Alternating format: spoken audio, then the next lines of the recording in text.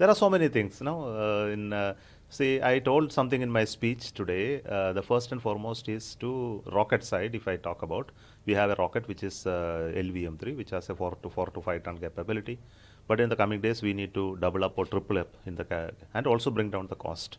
So today the cost is, though high, it is competitive, but it has to be brought down substantially. So we are developing another rocket which will cost the same as LVM3, but offer twice or thrice the payload. So that process is already on.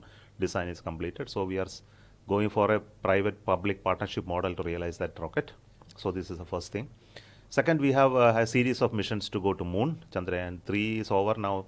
Chandrayaan 4 and 5 are in the design completed, and we are seeking approval of the government. We are looking at building the Bharatiya Antarisha station. That station will have 5 modules. The first module launch is scheduled by 2028. That design is also completed. I have a full report which is again submitted to government for approval now. Then we have a mission to go to moon, land human being on the moon. That, of course, it takes time. 2040 is the time, but so we are looking at the steps and capability development in terms of technology until we reach that. That process will be initiated after a few years from now. But the initial investment that are needed to create the technology is already being put up to government.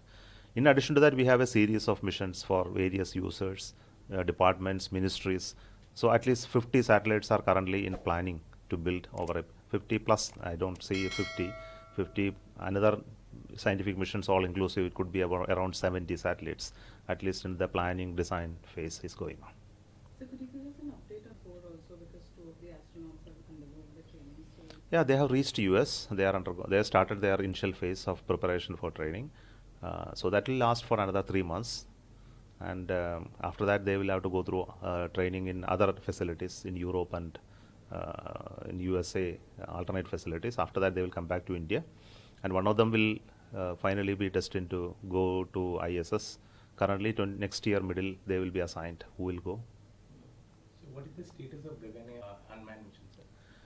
Gaganyaan unmanned mission is scheduled this year, December. So as far as the status goes, the rocket is already reached SHAR, all the stages. The first stage we call S200, both have been prepared and ready. L110 stage was integrated at Mahendragiri IPRC, has already moved and reached SHAR. Last week we dispatched the final stage called C32 cryogenic stage, that also reached SHAR. Now what he has to reach is the crew module. The crew module is at Trivandrum Vikrasarabhai Space Center, currently undergoing integration. The service module is undergoing integration at UR Rao Satellite Center. And the crew escape system has already moved in many parts to Sriharikota already. So that way the whole systems are reaching SHAR. In another 1 month, everything will be 1 to 1.5 months, they will be at SHAR. Then final testing integration will happen. Probably the launch will be in December. AKM News. One step towards reality.